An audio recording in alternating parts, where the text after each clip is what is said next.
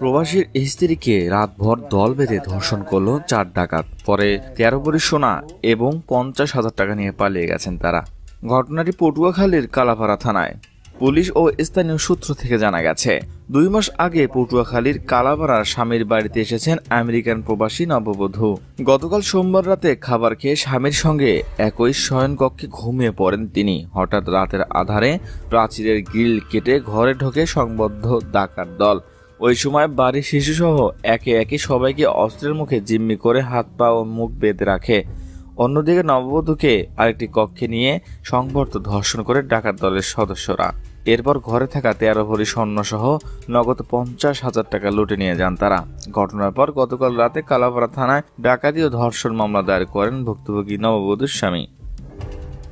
এদিকে এই ঘটনায় আতঙ্ক ছড়িয়ে পড়েছে গোটা এলাকা জুড়ে। ভয়ে আতঙ্কে উঠেছে স্থানীয় গৃহবধূরা। চাঞ্চল্যকর এই ঘটনার পর নড়েচড়ে বসেছে আইনশৃঙ্খলা বাহিনীর সদস্যরা।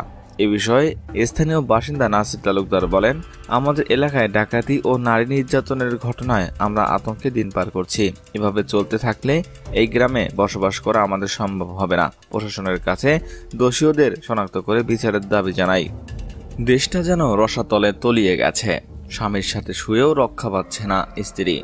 ঘুমন্ত স্ত্রীকে তুলে 4 জন ডাকাত ধর্ষণ করেছে। দর্শক, এই ধর্ষকদের কি শাস্তি আপনারা আশা করছেন? জানতে চাই আপনাদের মূল্যবান মতামত।